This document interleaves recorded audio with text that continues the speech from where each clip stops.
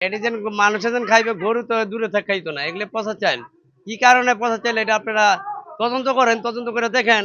সরকার তো জনগণের গরিবের জন্যই তো হয়, খাবার জন্যই তো দেয়। যদি নাই খাইতে পারে তাহলে এই চাল দেওয়ার থেকে না দেওয়া উত্তম। শেখ হাসিনা দেশ ছেড়ে পালিয়েছেন 15 মাস হতে চলেছে, তবে এখনও শেখ হাসিনার বাংলাদেশ ক্ষুধা হবে নিরুদ্দেশ এই স্লোগানযুক্ত চাল বিতরণ করা হচ্ছে ইউনিয়ন পরিষদে। নারায়ণগঞ্জের রূপগঞ্জ উপজেলার কায়েতপাড়া ইউনিয়ন পরিষদে মেয়াদ উত্তীর্ণ এই চাল বিতরণ করা হচ্ছে। অভিযোগ উঠেছে মেয়াদ উত্তীর্ণ এই চাল পোকায় ধরা ও দুর্গন্ধযুক্ত। তবে অসহায় গরিবদের জন্য বরাদ্দকৃত অনুপযোগী এই চালের দায় নিতে রাজি নয় কেউ। দায় চাপাচ্ছেন একে অন্যের উপর। না, আমাদের জানার মধ্যে তো চাল কোনো পচা নাই। তারপরেও এটা হইতে যে পারে না তা না, হইতে পারে, কিন্তু আমরা তো আর চাইলে এখানে কিনি না। চালের বস্তায় জুলাই 2022 সালের উৎপাদন মেয়াদ লেখা, একই বস্তায় অপরদিকে আবার মে আগস্ট 2025 সালের উৎপাদন মেয়াদ লেখা। ওই এলাকার 30 জনের অধিক নারী পুরুষ সরকারি সহায়তার আওতায় 30 কেজি করে ওই চাল নিয়েছেন। তবে চালের মান নিয়ে অভিযোগ জানিয়েছেন সবাই। এইটাতেই বাড়ি যে কেরি হইছে, পোকা হইছে, কই দিছে ভাই, অনে তো হেরা দিছে, এটা সরকারি অনুদান, মানে বাসায় নিয়ে মুনিয়া অনে যেভাবে খাওন লাগবো না, আমরা গরিব লোক, বাইসা টাইসা খামু। ইঁদুরে কাটা ও পোকায় ভরা 100টিরও বেশি নষ্ট চালের বস্তা রয়েছে ইউনিয়ন পরিষদের হলরুমে। নষ্ট চাল বিতরণের বিষয়ে কায়েতপাড়া ইউনিয়ন পরিষদের দফাদার মাসুম মিয়া দোষ চাপান উপজেলা কর্তৃপক্ষ ও ইউনিয়ন পরিষদের সচিবের উপর। আমাদের উপজেলা থেকে এভাবে পাঠায়, আমরা এভাবেই দিই।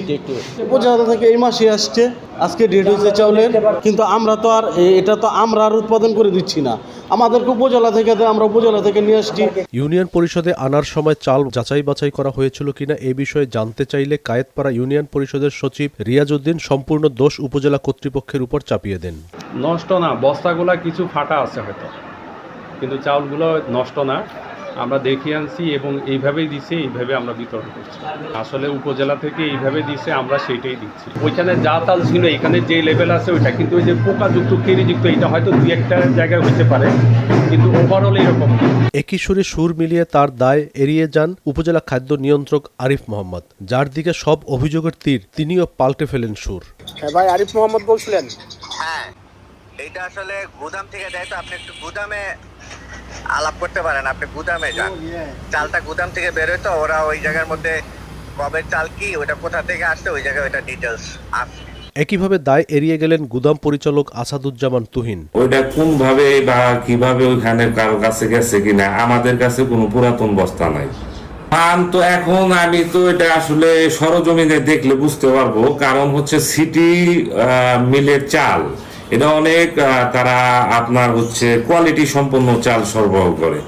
এখানে কোনো পোকা আক্রান্ত হয়েছে কিনা এই বিষয়ে কায়েতপাড়া ইউনিয়নের কোনো চেয়ারম্যান কিংবা মেম্বাররাও আমাদের কিছু জানায় নাই।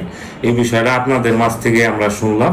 তো এই বিষয়ে আমি এবং আমার উপজেলা খাদ্য নিয়ন্ত্রক আমরা এটা সরজমিনে দেখে যদি এই ধরনের কোনো সমস্যা থাকে আমরা দেখব। এখন প্রশ্ন থেকে যায়, তাহলে অসহায় ও দুস্থদের মাঝে পচা ও পোকাযুক্ত চাল বিতরণের দায়ভার কে নেবে?